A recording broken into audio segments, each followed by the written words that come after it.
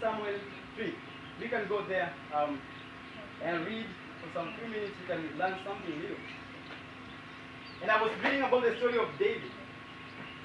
How David reigned from Saul after he was crowned, anointed to be the king in the book of 1 Samuel. And then I finished, I came to the point that now in 2 Kings, David is to be crowned as the king baada ya Sauli kukufa. Na nikafika mstari wa kwanza wa kifungu cha chapter 3, 2 Samuel chapter 3 verse 1. Na inasema kwamba now there was long war between the house of Saul and the house of David. But David was fixed, was what? Strong and strong. And the house of Saul was weaker and weaker. I would like to hear from a different version, a different translation to this. The war between the house of Saul and the house of David lasted a long time.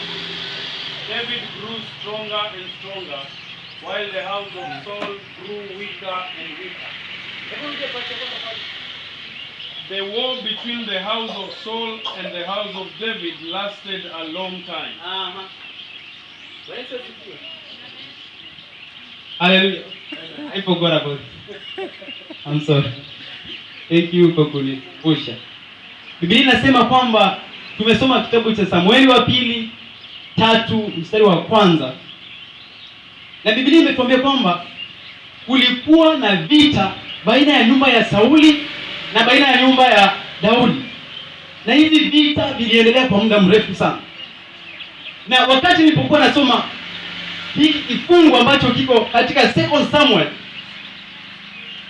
nikawa napata mawazo. Na nikawa nafikiria kwa nini tena hata Mungu akakiweka hiki kifungu mahali hapa? Na kwa nini tuambiwe kwamba nyumba ya Sauli na ya Daudi kulikuwa na vita ambavyo vilikuwa kwa muda mrefu sana. It was for a long period of time. And something that the Spirit of God was reminding me is that God reminded me of our own lives as Christians. You know, in the Bible, when you go through the Bible, you find that they will use Saul to stand for the flesh. And they will use David to stand for the things of God or the things of the Spirit. And in the same context, that Saul stands for flesh or the worldly thing, and David stands for the things of the Spirit of God. God was speaking to me and telling me that, hey, do you know that in your Christian life, there is a war that lasts for a long time? And that battle, it is there for every Christian to face it. But as was the view, and I was remembering of the many times ambapo tumekuwa tukihubiri na wahubiri wamekuwa wakisema kwamba kuja kwa Yesu kuna raha. Hallelujah. Kuna raha, lakini define to them what this happiness you're talking about is. But as was the view, hakuna matata, hakuna shida. Kama una shida ukija kwa Yesu, you're going to be free. But sometimes we don't explain to them what we mean by this. Because Jesus himself says in the book of John 16:33 that in this world you are going to face tribulations. Hallelujah. Jesus himself knew that we are going to face tribulations in this world. And it's something that is real. Ni kitu ambacho ni cha ukweli. Although the Bible says in the book of Romans 6:14 that the flesh or the sin has no dominion over us. That is very true. Sin has no dominion over us. But it doesn't mean that we will not face trials, tribulations, temptations, these hardships. We are going to face them. And the battle for Christians is real and is there. So if there's someone who taught you that there's no battle in Christianity, I'm sorry to say that there is a battle. And every Christian ought to face this battle. And that's why the writer of the book of Romans, Ephesians 6, he's writing and saying, put on the full armor of God, that you may stand against the walls of the devil. In fact, I love the way Paul puts it. He doesn't tell us, hey guys, there's going to be war, so get ready. No, he knows that we already know there's war. But it's a civil. And that is something that many Christians don't want to hear. And when we don't want to hear this, and we go to God expecting it's going to be honey, butter, milk, and all this good stuff, when the times come, when we are tried, we run away from salvation. And we run away from God. And that's why we ought to know as Christians kwamba kuna vita ambavyo tunapigana kama Wakristo. Amen. Yesu asifiwe. Amen. Because if we don't know about this battle, then when the devil comes, he already overcomes us. Hallelujah. Amen. He already overcomes us. And the Bible says that our battle is not in the flesh. We are not fighting blood and flesh, but we are fighting spiritual things. Yesu asifiwe. Amen. We are waging war against the spiritual realms that rule over this place, that rule over this world. Hallelujah. Amen.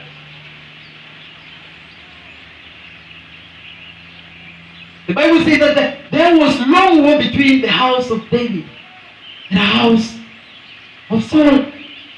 And the war is never complete. The only time that we are going to complete this battle is when Jesus Christ comes back again in glory. Ila wakati ambapo tuko hapa duniani, ni lazima tujue kuna vita ambavyo tunapigana. And so there are three things that we fight daily as Christians. The battles that we fight on daily basis, there are three things that we fight. And that is one, the flesh. Hallelujah. Amen. The flesh. The second thing is the world. And the third thing is the devil himself.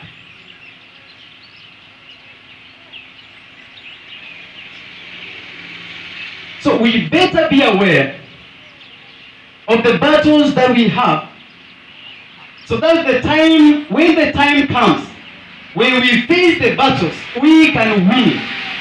The Bible says Timothy was told by Paul in 1 Timothy 6:12, fight the good fight. So again, Paul acknowledges that we know that there is the fight, the battle is there. So I'd like to briefly look at these strongholds or these battlefields that we have as Christians. And the first one is the world. And when I say the world, I don't mean the physical world that we see, that we live in, that we walk and have contact with. I'm not meaning the trees, the people, you go fighting people that are in this world, because we were taught that we have a war with this world. I want to tell us that the world we are talking about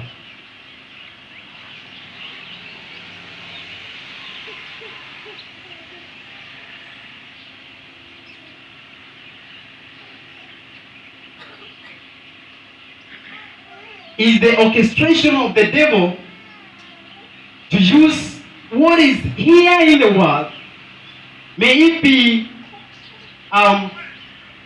things to do with the physical sight of the eye, pride of life, lust of the flesh, the things in this world that draw us from God, the many things that we see people doing in the world, and we desire to be like the world. That is what I mean when I say the world. And in the book of 1 John 2:15 and James 4:4, these guys talk about this world.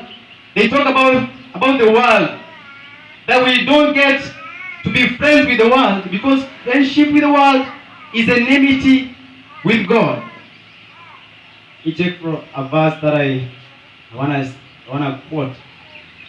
A verse here I'd like to talk about.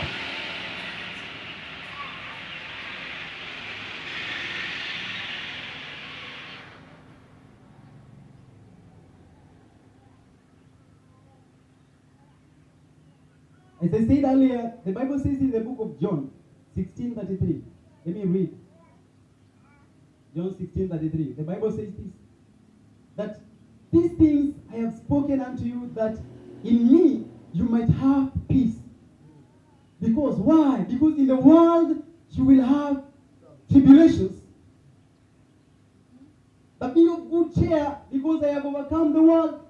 And when Jesus talks about the world, he's not meaning this world that we see physically, but it's meaning the things that go against the will of God. When you check in the book of John 15:19, Jesus also said that the world is going to hate you.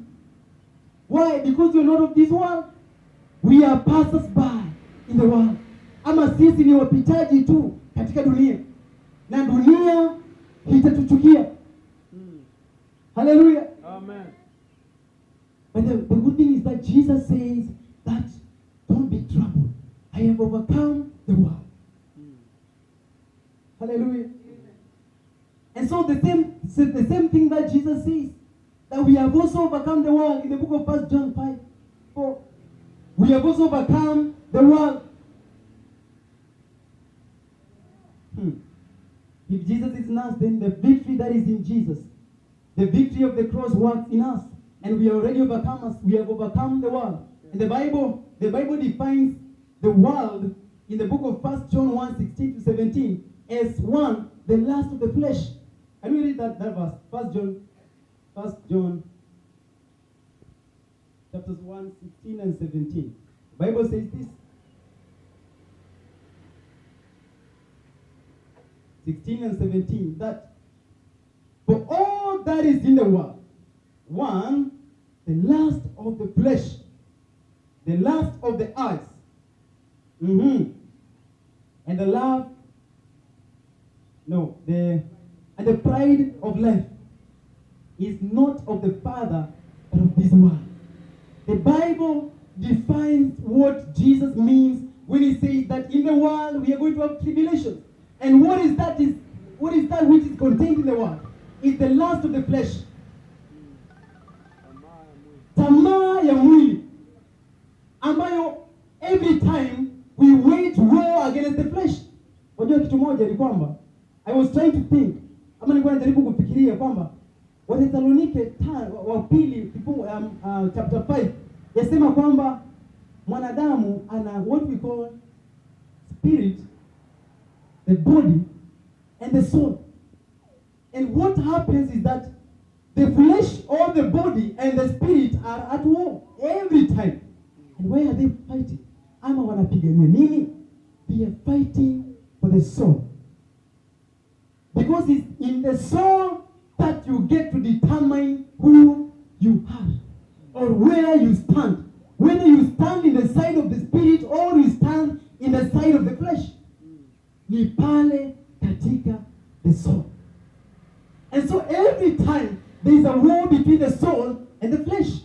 And the flesh wants to suppress, not the soul, the spirit. The flesh wants to suppress the spirit so that it may take control of your soul. Na wakati imekamata soul yako, basi kila suluhisho ambao unafanya katika maisha yako inapendeza mwili. Na Roho Mtakatifu wa Mungu hana uhusiano ama ushirika nao. Na hicho ndicho mwili unachotaka. Lakini bado Roho wa Mungu yuko pale. And he wants to take control of your soul too. Hallelujah. Amen. So that whatever comes from your soul is gratifying the Spirit of God in you. Amen. And so Christians, fellow brethren, we have to fight this battle. And the reason as to why we have to fight it is because we realize that we are not citizens of this world. And so when the world doesn't love us, we should be very much aware that it's because we are not citizens of this world. Bwana Yesu asifiwe. Biblia inasema katika kitabu cha Corinthians, 2 Corinthians 5:17, that we are ambassadors of Christ. Now as you go up to 20. Na kwa hivyo kama washirikishi wa mbingu hapa duniani, ni lazima tuhakikishe huo ufalme unashuka hapa. And that only comes if we stand to fight the world that is trying to overcome us. The power of the flesh that wants to take control of our lives. And the lust of their eyes, which is, at many times you find the Bible exhorting us not to covet, not to look at things and desire and admire them. And I came to realize that, sometimes we think that coveting is only for these good things. Oh, he coveted over the car of the pastor. No, sometimes we also covet sin. You see someone walking in the way of sin and you're like, this person looks happy. That is what it is. And the Bible is telling us that is the world. And we have to fight against the lust of the flesh and the lust of the eyes and the pride of this life. What do you desire so much? You want to do things so that people may see? Do you want to preach nicely so that people may see that you have the Spirit of God in you? Do you want to do evangelism so that you may show people that you're spiritual? At some point, God convicted me of a sin that I was doing over time. I love to do evangelism very much. But one day I was sitting down, God, we were doing a reporting. We were reporting how our ministry was, and I was proud that I went and preached. And that day, many people came, 1, 2 people, and I was there, wow. 1, 2. Like how we went out with my group, and now I'm calling them my group. Hallelujah. So that they may know it is, they should hear the I thing inside there. My group, it's me. We went out and we preached, and 16 people came to Christ, and everybody was like, what? And then God asked me, so what? So yes, the God said, so what? And I tried to think about this. And I realized that I was doing this so that people may see how spiritual I was, how powerful God is using me. You talk with the 16 people, huh? How many of you preached to and they have come to Christ? Hallelujah. How many Muslims have you confessed to them about Christ and they came to Christ? And you want to make people know, that man of God is really anointed. The other day, before he came here, Pastor, with the team that was from Malawi, we went to a certain church down this side. We preached the gospel, and I realized that I preached to 4 Muslims, and they gave their lives to Christ.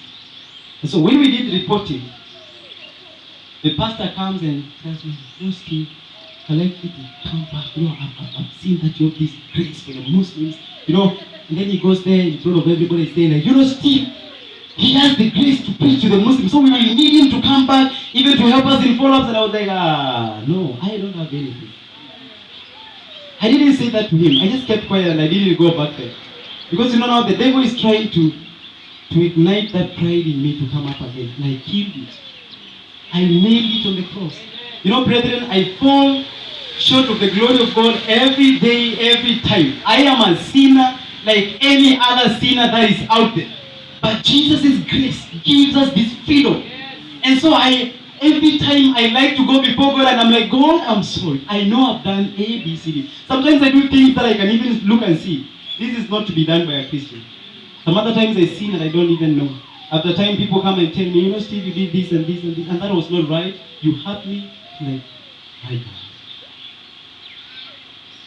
Yes, as it is. So, what gives you pride? Paul says that, and if you may brag in the fact that you know Jesus. Hallelujah. And you tell your neighbor, brag in the fact that you know Jesus. But don't brag because of don't brag because of what God is doing to you. That's not yours. It's not yours. And unakuja unaanza kujifanya hapa tunajua kuimba sana. No, it's not yours. If in your heart, your motive in the heart is to make people see how good you can sing, then please, it's not yours. Just tell yourself it's not yours. If Steve, if I come here every day very early in the morning and I want to show people how punctual, there's a pastor I work with in Nairobi, and he could come every time he comes early. Okay, it's not that he usually used to come early every day. He could come early, sometimes he comes late. But when he comes early, everybody must know that he came early. I love keeping time. And I was here before time, and you people, you people. So I'm putting myself here as the best person, the limelight of the day. But you people, you have to pull up yourself. God wants us to be righteous. You people, you have to be righteous. I've been working with God. I've been having prayer and fasting. And I have, in other ways, I'm trying to tell you, I'm more spiritual than you are. Because I fast and I pray every day. You have to pull yourself. Sometimes it's pride. What gives you pride? Unajivunia nini? Wajivunia urembo wako ama vile watu ambavyo wanakusema kwamba huyo mtu ni mzuri sana dada yetu pale ni mrembo kabisa. Is that what you take pride in? And the Bible tells us that He is in the world and we are fighting against it. As Christians, we are not going to rest until we see the world behind us. Until we see the world coming behind us and we forget about this world and about the pride of life, about the lust of the eyes and the lust of the flesh. And then after that we shall see God. For sure God is so faithful. The Bible says He cannot be mocked. He cannot be mocked. I was telling a friend of mine, if you live a promiscuous life, you cannot expect God to give you a wife that is holier than thou. Please, I beg you pardon me. It will not happen. Even if you go to any prayer centers and be prayed by the most big people in this world, if your heart is not changed, then you're going to face what God says. He is faithful, He is just. He pays here. And so if you are living a promiscuous life, maisha yako unayaishi tu vile unataka na unadhani ati utakuwa na upako wa Mungu, utaweza kuhubiri vile mchungaji anahubiri, maneno ambayo yana upako, akisimama anatangaza, lakini you feel the presence moving. Unataka kufanya hivyo na hautaki kumwishia Mungu. I beg you pardon, because it's not going to happen. It's not going to happen. But if you wanna have what God says for you, then you have to put everything of the flesh behind you, the lust of the eyes behind you, the pride of this life. Anything to do with the world, put it behind you. Hallelujah. I know it's a tough thing to do, but it's a worthy thing to do. Can you tell your neighbor it's worthy doing? Hallelujah. It's worth it. If you want to see God lifting you up, these guys, let's know how to humble and let of the world go. And if surely the world doesn't hate you, because Jesus says it will, then if you find that the world is not hating you, my brother and my sister, there may be a reason, and the reason may be that they don't know who you are. You've not told them who you are. Hallelujah. And that's why many people get the quote that if you don't face trials and tribulations, ask yourself questions. If you don't face hardships, ask yourself questions. You may be walking in the wrong path. Because the Bible says that narrow is the road that leads life. And wide is the road. There's no stress walking in the wide road. But there's a lot of stress walking in the narrow, stony road, full of restrictions and full of constraints and full of these barriers, and you have to fight them through. So if you find that the world is applauding you wherever you go, hey, he's the best. And of God, we have to ask ourselves questions. And something that I'm remembering, if we don't put the flesh to death, what happens is that the flesh will come and put us to death.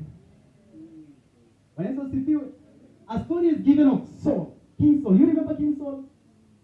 King Saul was told by God in the book of 1 Samuel 15 that he go and finish up the Amalekites. Let me check that. In the book of 1 Samuel 15, verses 2. That says the Lord of hosts, I remember that which Amalek did to Israel, how he laid wait for him in the way when he came up from Egypt. Now, go and smite Amalek and utterly destroy or slay them. Do you know what we mean by utterly? Yani tunamaanisha nini? Tunamaanisha kwamba enda na ukaangamize kabisa. Don't let anything remain in Amalek. What did he do? Just down there, we even don't wait for years. The same time, verses 8. 7 and 8 says, and Saul smote the Amalekites from Havilah until Shur. That is over against Egypt. 8, nasema, and he took others. The command was that go and destroy them, and the result is that he goes and looks and says, this looks pleasurable, and he takes it. Now the tragedy is that the same flesh, in the Bible, Amalekites or the Amalek is a representation of the flesh. But it's a view. And Saul didn't finish up the Amalekites. And what happened is that an Amalekite killed Saul. Maybe we may not have seen that. You remember when they were fighting the Philistines in the battle when Saul died? They fought, and the Bible says in the last chapters of the last chapter of 2 Samuel, the Bible says that, and when he was outwitted Saul himself, he came to a point and he knew that these Amalekites are going to kill me. So he turned to his servant and he told him, kill me, lest they come and kill me and claim that they have killed me.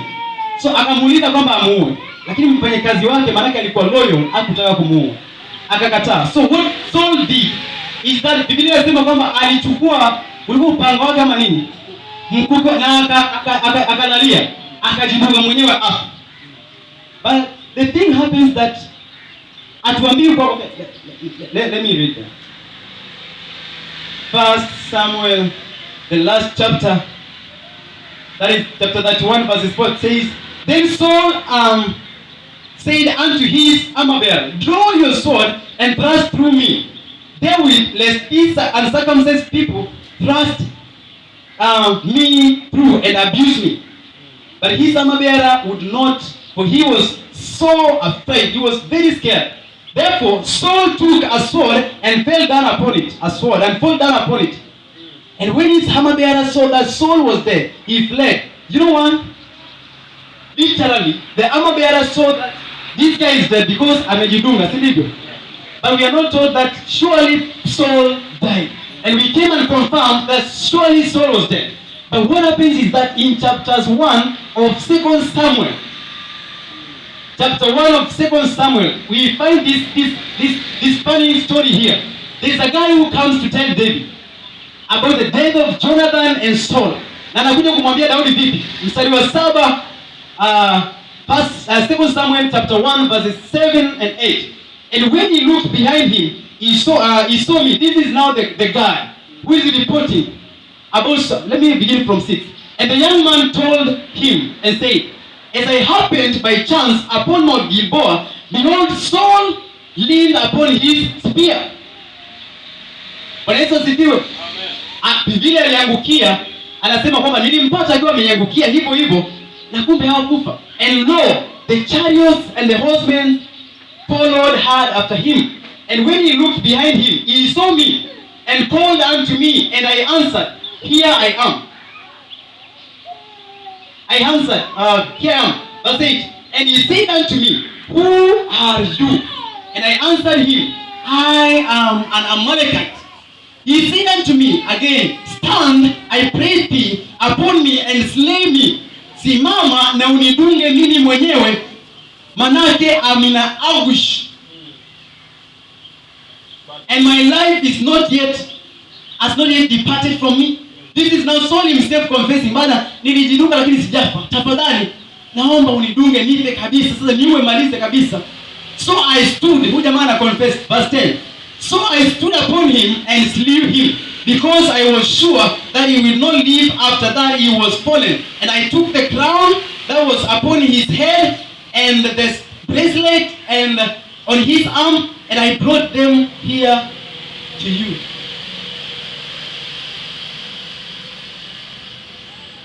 Yesu asifiwe. So the same people that Saul failed to finish, they finished him. He spared them and they finished him. And if we don't put to death the flesh, that's the same way that the flesh is going to do to us. Kama hatutaangamiza mambo ya mwili, hayo ndiyo mambo yatakayokuja kutuangamiza sisi wenyewe. Yesu asifiwe. Hallelujah. You know, tunaweza sikiza mahubiri, tukasikiza mahubiri, we just say amen and then we don't take action. That is the worst part of it. The Bible says in the book of Revelation, to them that have the ears to hear, let them hear what the Spirit of God is saying to the churches. Because the church of God, we can never be prosperous. We can never be victorious if we let the flesh reign over us. Yesu asifiwe. Tunaweza kuwa tunajidai kwamba tunataka kupiga vita maeneo haya mpaka tuangamize kila madhabahu yote ambayo si ya kiungu, na tuweke kila madhabahu ya Mungu kila mahali, lakini kama hatupo tayari kuweka mambo ya mwili chini, basi Yesu asifiwe. The other bad thing ni kwamba nikisema mambo ya mwili, watu wengine wanaanza kufikiria mambo lazima yanaungana na yale mambo nani fulani anafanya. Kama ule ukahaba nani anafanya, hiyo ndo anasemea. Bwana Yesu asifiwe. Anything that is not in the will of God is of the flesh.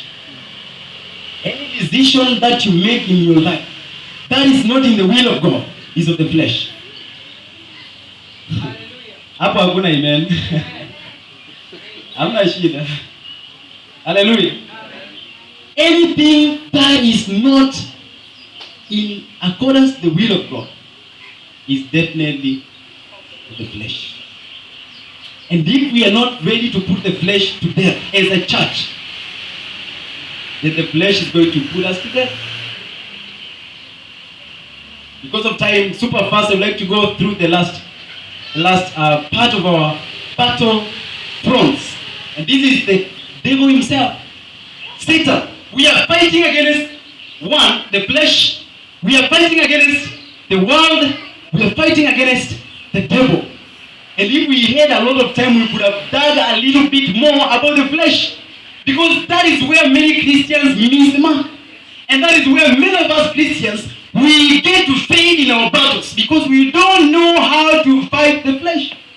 And also, we also don't realize that the flesh is fighting against us. Hallelujah. Amen. Hallelujah. Amen. But let us go to the last part. That is the devil. The devil, you know. The devil has so many titles. In the book of 2 Corinthians 11:3, the Bible calls him the deceiver. The book of John 8:44, the Bible says he's a liar and the father of lies. The book of the same John says that he's a murderer. When you go back to the book of the same John 10:10, he's a murderer and a destroyer and a thief, a very smart thief. Revelation 12:10 says he is an accuser. Matthew 4:3, we find him tempting Jesus. So he's a tempter. John 14:30, he is the priest or the ruler of this world. 1 John 5:19, he's the evil one, among so many other titles.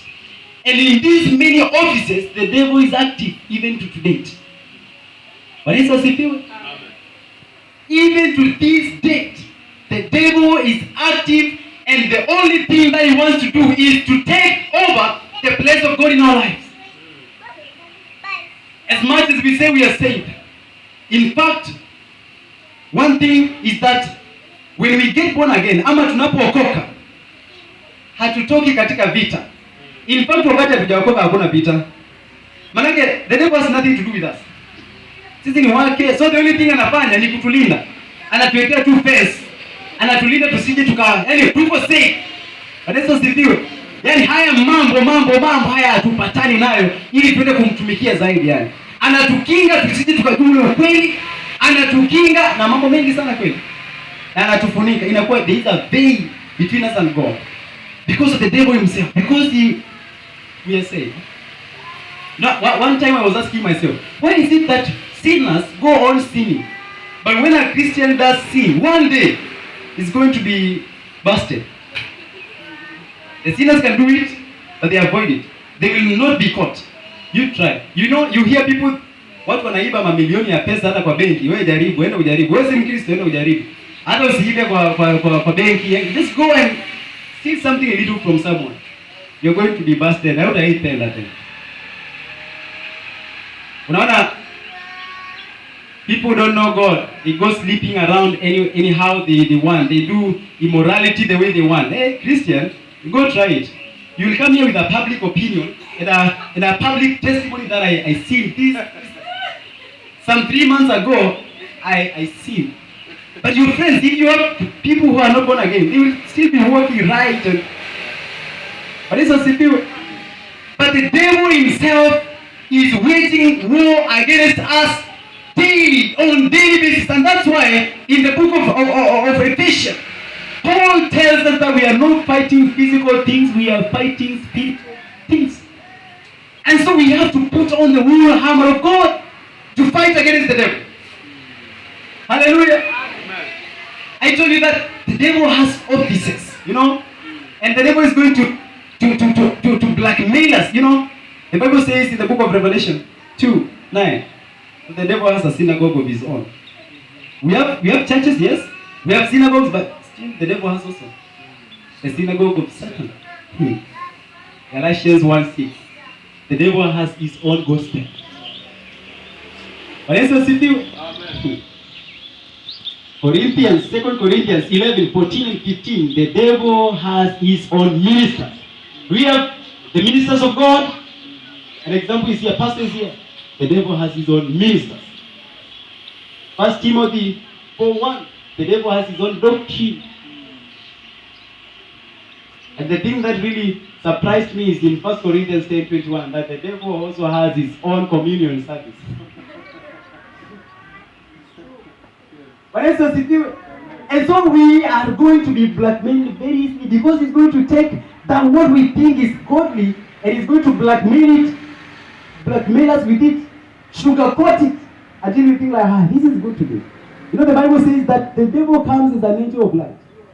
You know, we should not expect that he's going to come the way we see in movies, with big horns.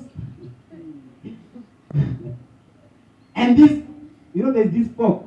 Mpaka wa leo nikiona kuna kitu fulani cha kusukumia takataka. Nikikiona huwa naona ile kitu ya shetani. And I saw the movies, that's what he usually uses to pull people into hell.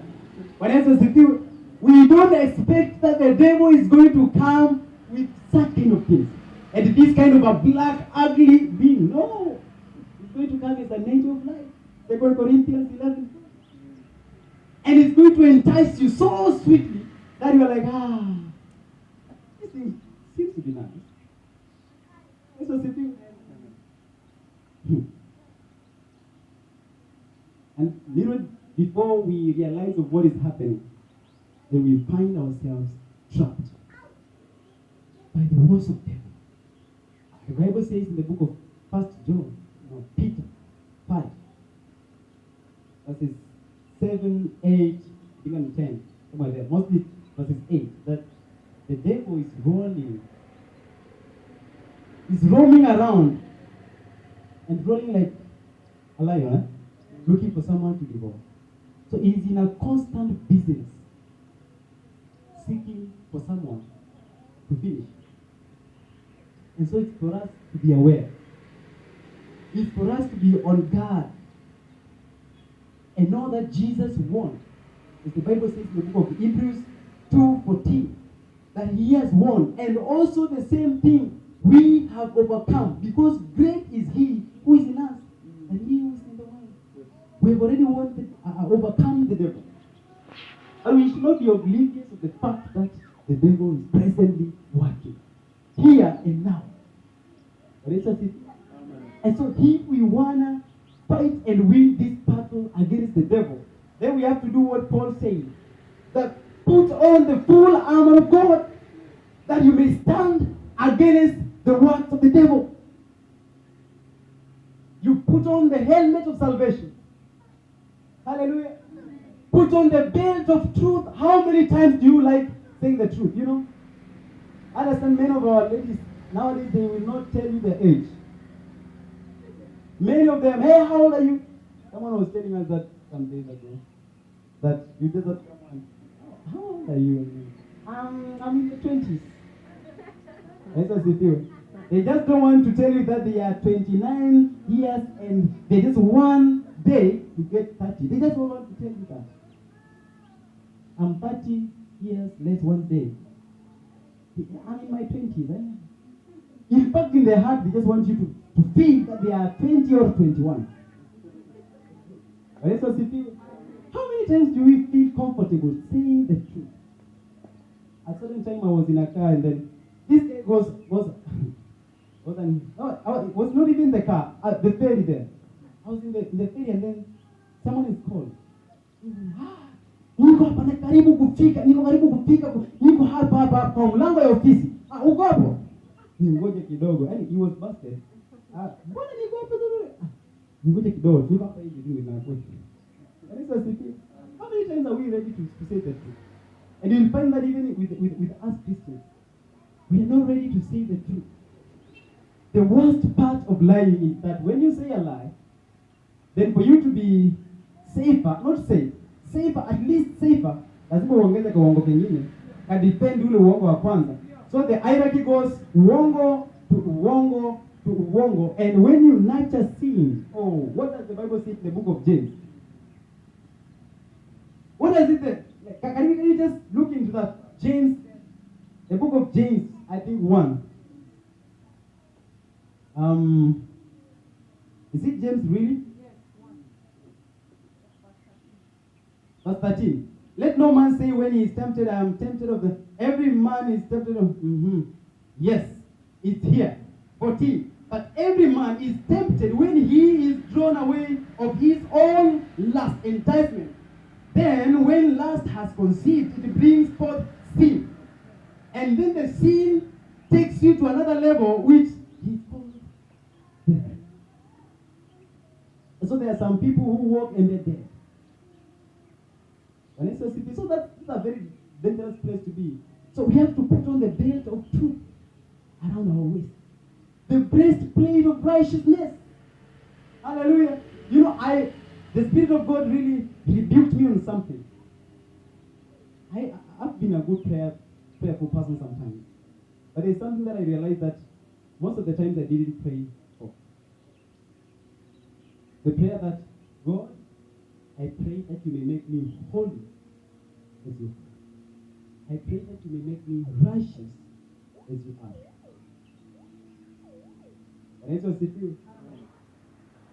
We want to hear the righteousness mentioned, but we don't want to hear it from ourselves. It coming out as a livelihood from us. And the Bible is saying that's the only defense that you can keep off the fiery darts of the enemy. But it's also the breastplate of righteousness. And you have to get the shoes of readiness to preach the gospel of truth. How are we going to defeat the enemy? By the word of God. Because the word of God is God himself. And it's also hallelujah. The Bible says in the book of Hebrews 4:12 that the book of Romans 9, Samuel 17, that faith comes by hearing, and hearing, it's a repeated thing. Faith comes by hearing, and hearing by the word of God.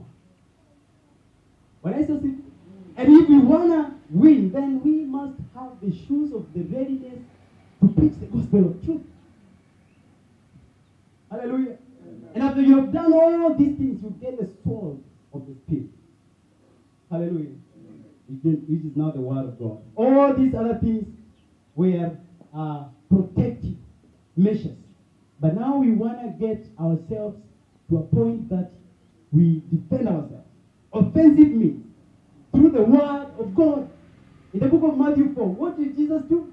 The devil came and, if you are the Son of God, he says, hey, it's written. The word of God says this. The sword of the Spirit. And I was just looking at all these things. Hizi vitu zote. How they are connected. Kwanza kitu moja ilikuwa inanishangaza ni hii belt of truth kwanza inaingilia wapi? Maana najua breastplate inatuprotect sawa. Helmet bwana unaweza gonga hiyo kichwa vibaya sana lakini ukiwa hiyo helmet ya salvation and then the shoes, okay, we need shoes to get to preach. I know the belt.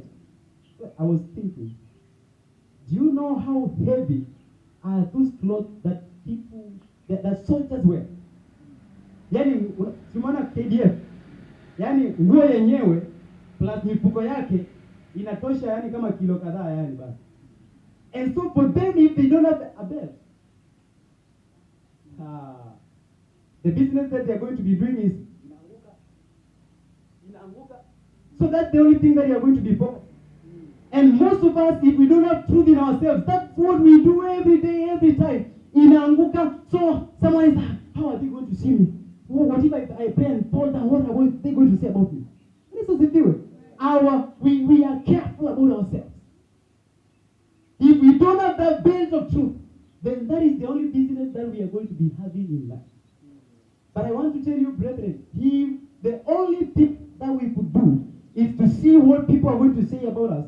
Then that is going to be the only thing we do all day, all time. Because people will say every time. But if you have the belt of truth, gives you confidence that what I'm doing is in the truth. I don't need to defend myself. And that's what you do. So your business is not going to be hard. They are going to see me naked. That's what you do. So what is the pastor going to see me or say about me if I don't go for the prayers on Tuesday? Today I went late in church. What is the pastor going to say? That's the only thing that we do. We are trying to defend ourselves, to cover ourselves. So, can you get a solution, which is the belt of truth? Pull it up once, buckle it with your belt. You're good to go. And the Lord is going to help. If we put to death the things of this world, the flesh, and we are waging war against the devil, then, brethren, we're going to win this battle. And I'm not promising you of green pastures. It's going to be tough. And every day it's going to grow tougher and tougher. And it's for us to grow tougher and tougher. The Bible says that since the days of John the Baptist until now, the kingdom of God suffers violence. And how too, who are violent, that shall take it by force. The book of 1 Corinthians 4:20 says that the kingdom of God is not of words alone. Man, it's of power. And it's the people of power, the people who realize of the power that is in them, are going to take of this kingdom of God. So if we want to make it in this Christian walk, then we have to stand on our ground. And by the power that has been bestowed upon us by Jesus Christ, fight the good fight every time, and we are going to win. Hallelujah. Father Lord, we thank you so much. Thank you.